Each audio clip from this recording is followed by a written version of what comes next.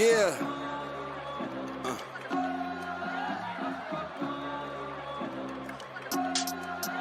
It's the mafia.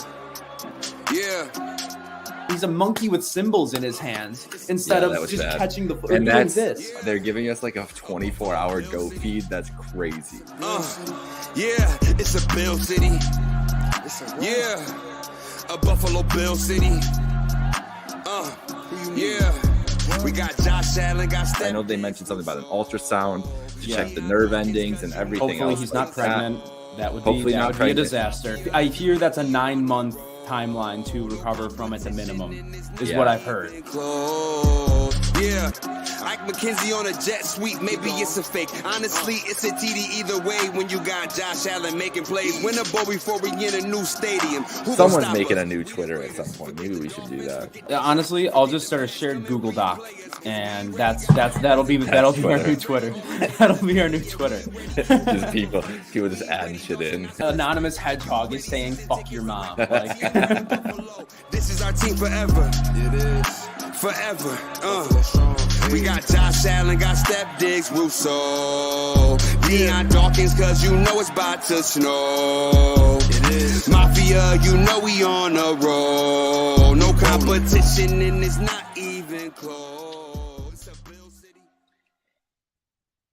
Folks, it is a chilly day in Detroit for Jake Micah and all the Bills fans who have descended on the Motor City. Welcome into the Picassos pregame show, of course, sponsored by our friends at Picassos Pizza. Some of the best cup and char pepperoni you're going to find on this side of the Mississippi or just in the U.S. is a fucking hole. Make sure there's still time. You can get your Picassos. They got locations right around. They got one right by the stadium. I completely forgot. They got one right on South Park or right on McKinley. Right and for you, I could baby. be going over there right fucking now to get some nice cup and char Parmesan cheese pizza. That's the dream. That's the dream. But you're living the dream too right now, being out there in Detroit. Yeah, so let me What's give the a scene little like out there? Oh, I don't know if I can flip this or not, but you can kind of I'm in the 21-21 cast lot. I think the lots are scattered out. I haven't explored really there, but this is, if you can kind of see, I don't know what you can see right now, but there's a bunch of tents and stuff over there piled up across the street. People have been filling into this lot. It's about, I'd say it's honestly been 50-50 Browns Bills. It's crazy. Like every two Bills fans. So that college football atmosphere we were talking about on Thursday. I'm so interested to see what it looks like when we get inside. Like, because seriously, it's like for every Bills group of fans you see a bunch of Browns jerseys as well. I've seen a bunch of Detroit stuff too, obviously. Lions fans coming out to support it too. But yeah, it feels, honestly, Wake, it feels like a Bills tailgate right now. It's 15 degrees. It's snowing outside. I see people with grills. See people playing music. We got the bats. We're chilling. It's a great atmosphere here. I'm excited to see what it looks like. Now, I know we were worried about the Labatt population in Chicago or in Detroit. Is the consensus people are buying it at the gas stations there? Did they bring it in from Buffalo or wherever they're traveling from in Canada maybe? How's that going? Well, for me, I brought it from Chicago, brought it all the way along here. So the Labatt made the journey with me. I do see them out and about though. So I think the people came in.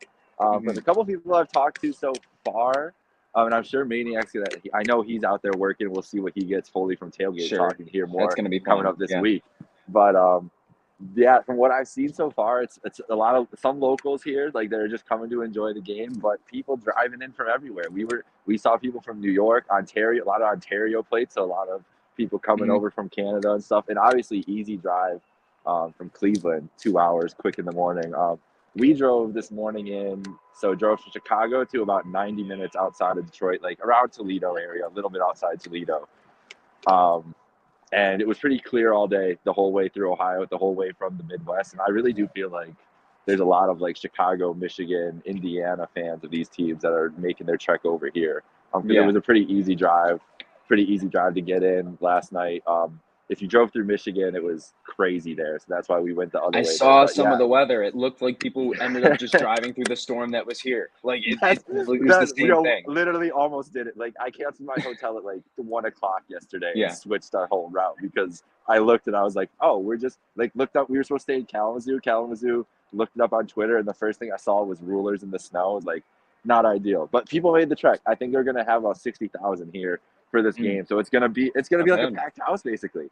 I mean, it's gonna be not a regular NFL game, but the atmosphere will feel similar. I'm just, like I said, I'm really interested to see the split of fans and just how that sounds, because these people, it's going to be a crazy atmosphere, I feel like, in there. Yeah, no, the atmosphere is going to be unique, to say the very least. Of course, it won't favor the Bills like a home crowd at Highmark Stadium. But the good news is this Browns defense, very easy to pass on. And this is kind of this is what I'm calling we find out if we should actually be worrying about the offense game.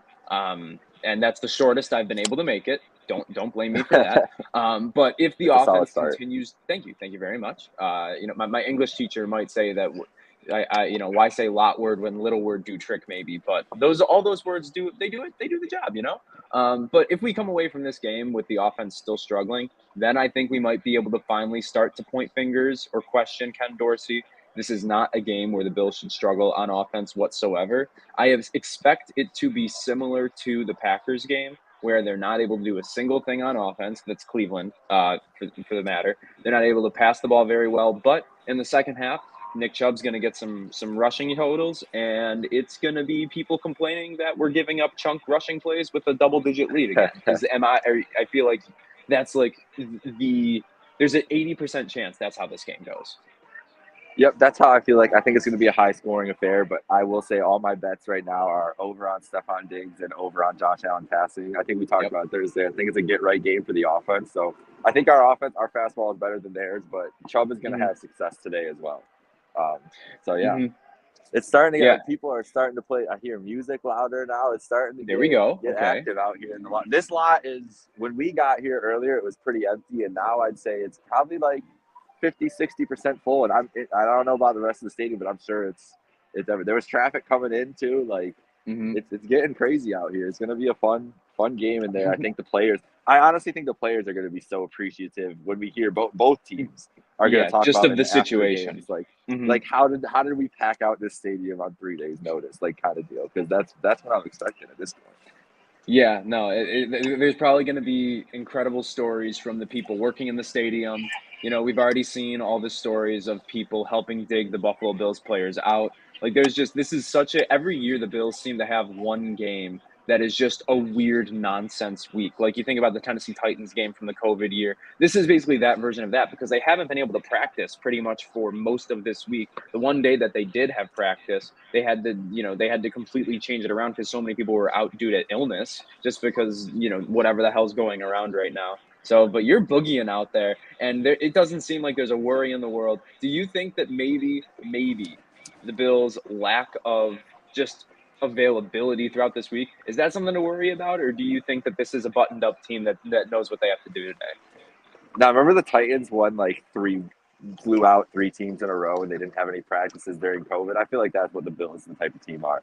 I honestly think we talked about it a little bit on Thursday too. Like this is, and I've seen people talk about this a lot this week, is that this is like a thing that the team is like going to feel so much closer. This year's version of the team has finally got their Buffalo experience. You know what I mean? Because yes, like the core players are the same and they know, but like Von Miller, any of these new guys, just anything is just like, every team is different. It's a new team every year. And I feel like this is like seeing what the fans were willing to do and just the community in general to get this team out of there. I think that's going to be more motivation is so important. It's not something you can ever quantify in sports, and no one tries to, but it feels like both teams are going to just be very motivated to come and put out a show today just because of the circumstances.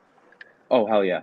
And people that will be on the field, the inactives are out for the Bills. No Kyer Elam, no Tre'Davious White, so our presumed possibly top 2 corners out yet again.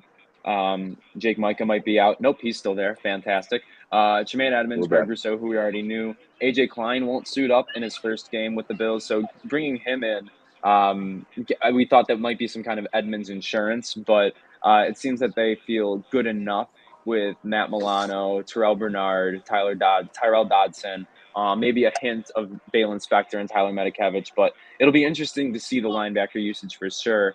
And then Justin Murray and Tommy Sweeney, not exactly shocking inactives, but most notably missing from that list, Jordan Poyer, which makes me think even more so. The Bills are 1-3 without him this year, or maybe 1-4 now after the Vikings games. Or no, 1-3 because 1-3, yeah. because we've only lost 4 games. I'm getting ahead of myself here.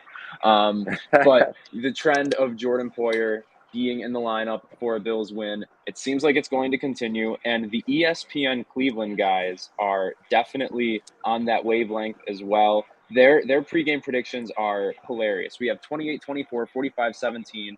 These are all losses, by the way, every single one. 30-20, 32-20, 40-27, 34-24, 44-20. I hope both teams have fun. 34-24 and pain. So that's how the Browns people are feeling, and I know that you and I are feeling somewhat similar.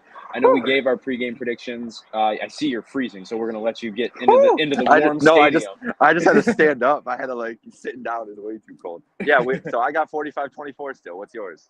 Yeah, I am going now that Jordan Poyer is in. I am going to say 41-17. I don't think they eclipse 20. I might throw $1 on the exact score. Hey, why the hell not? But is there anything? So my bets. I've got Diggs 100. One of my bets is Diggs 100 yards touchdown. Josh 300 yards, and Singletary 25 and a Bills win. Another one is over on Bills points, over on total points. Allen over yards, Diggs over yards, Singletary over 25 yards. So I just think it's an Allen to Diggs. They're not going to stop them today. That's the get right game is just Stephon Diggs getting 180 yards. Yeah. That and maybe seeing finally another Dawson Knox touchdown. Only 2 on the year so far after signing that giant contract extension in the offseason. I'm sure that is going to be something that we kind of talk about more and more as we go down this stretch. But any final thoughts on this game today? Looking only for today, obviously an interesting atmosphere in Detroit and a venue that better favors the Buffalo Bills offense. Any other final thoughts before we get out of here? No, man, I'm just excited to see what the atmosphere ends up like with the Bills and Browns fans. I think it's such a unique sporting experience, and it looks like it's going to turn out like that.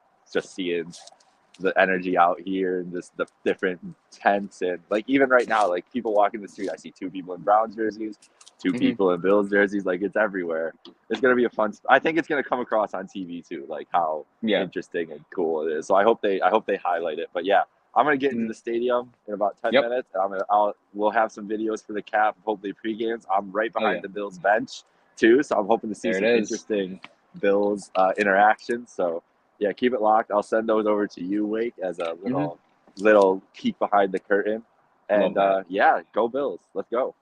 Go Bills. Follow along with him at VJakeMicah. For me, at Wake Jotkins. For Picassos Pizza, at Picassos Pizza. Make sure you get those orders in. You're borderline almost too late. So if you don't know what you're doing for food today, just order some Picassos right now. Get it over with. You will thank yourself later. For myself, Jake Micah, everyone at Trainwreck Sports, we will see you sometime. Just go fucking Bills. Go Bills.